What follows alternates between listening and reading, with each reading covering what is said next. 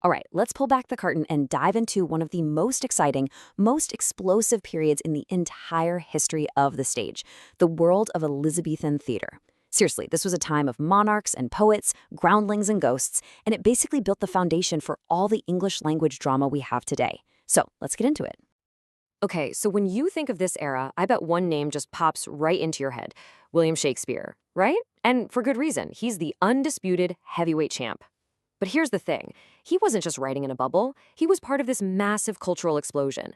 So the real question is, what was going on? What was in the water that allowed him and so many others to write some of the greatest plays the world has ever seen? Well, that's what we're here to figure out. To really get the plays, you've got to understand the time they came from. This wasn't just a golden age for the theater. It was kind of a golden age for England itself, and the stage was right there, smack in the middle of it all. So, just to be clear, when we say Elizabethan theater, we're talking about a very specific window of time. It's all the plays written and performed in England while Queen Elizabeth I was on the throne. That's a 45-year stretch from 1558 all the way to 1603, and it was just packed with this incredible creative energy. This isn't just Shakespeare's story. It's the story of a whole generation of brilliant writers. You know, a huge piece of this puzzle was the Queen herself. Elizabeth I was a massive fan of the theater. Her support gave it a kind of legitimacy, a protection it really needed. Now, of course, that also meant the government had a say in what you could and couldn't put on stage. She'd watch plays at her own court or when she was visiting big universities like Oxford and Cambridge. And because the Queen approved, professional theater companies really started to take off.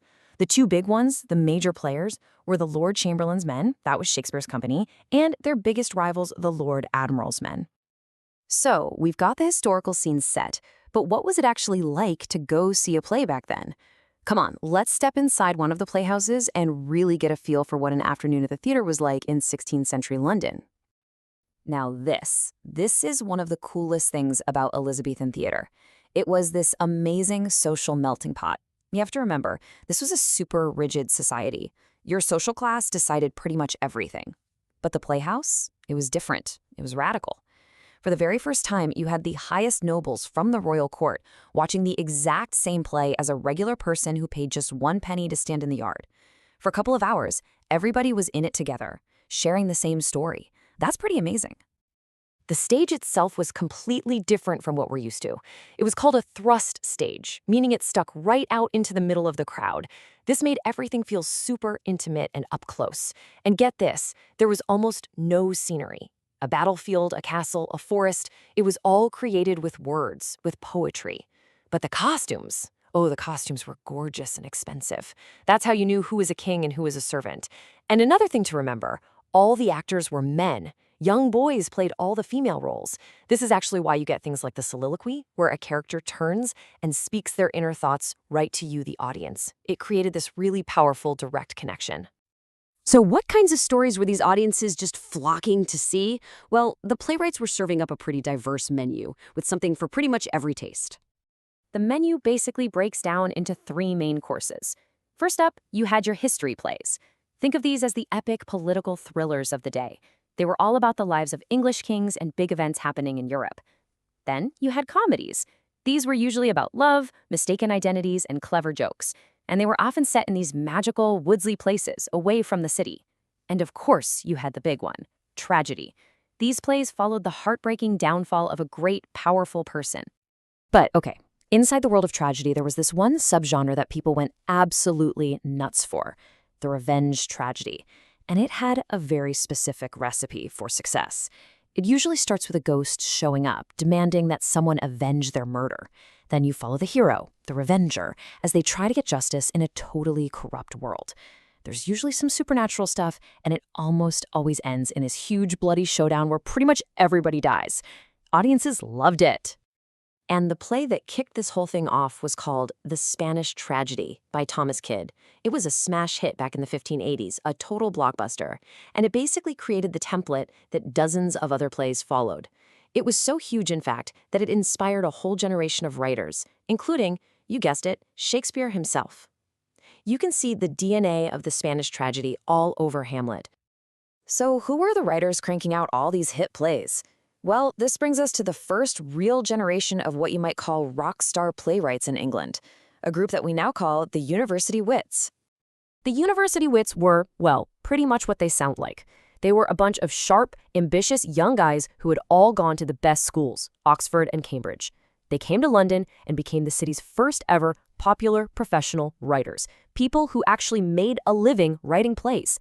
They were witty, they were daring, and they completely changed the game for English drama, really setting the stage for the genius who was about to come along. So this was the crew. You had guys like Robert Greene and Thomas Nashi, and of course, Thomas Kyde, who wrote that big hit, The Spanish Tragedy. But the one name that really stood out, the one that towered over all the others, was Christopher Marlowe. It is really hard to overstate how important Marlowe was. You have to understand, before Shakespeare was Shakespeare, there was Marlowe. He was the real pioneer. He's the one who perfected this idea of the larger-than-life tragic hero, this brilliant, ambitious guy who tries to push past all the normal human limits.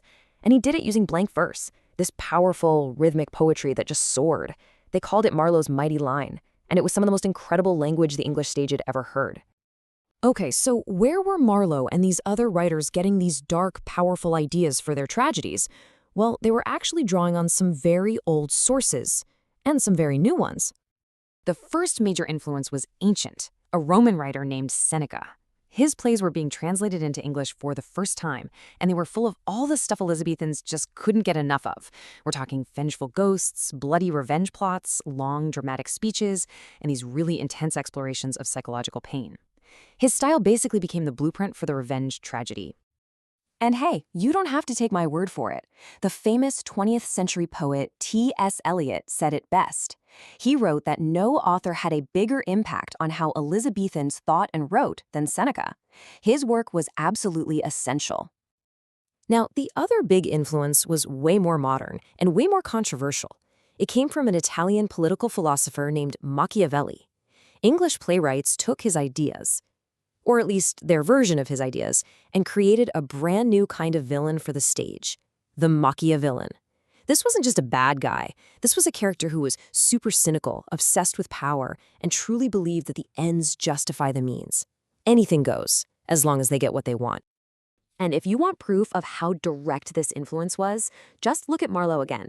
His play, The Jew of Malta, literally starts with the ghost of Machiavelli walking on stage to give the opening speech. He introduces the play's main character as his student, basically setting him up as the ultimate Machiavellian villain hero. You can't get much more direct than that. This incredible burst of creativity went on for decades, but, like any great story, it had to have a final act. So let's take a look at how this golden age finally came to an end. So the whole era really kicks off in 1558, when Elizabeth takes the throne. By the 1580s, it's in full swing. You've got the university wits and revenge tragedies packing the playhouses. Then, in 1603, the Queen dies. But the theaters don't close. The show goes on under the new king, James I. The real end, that comes much later, in 1642. The country was heading towards a civil war, and a powerful political and religious movement called the Puritans, who thought theater was sinful, got enough power in Parliament to ban all public plays. And just like that, the curtain fell. Now, the theaters did eventually reopen, but that specific, incredible, vibrant era was over for good.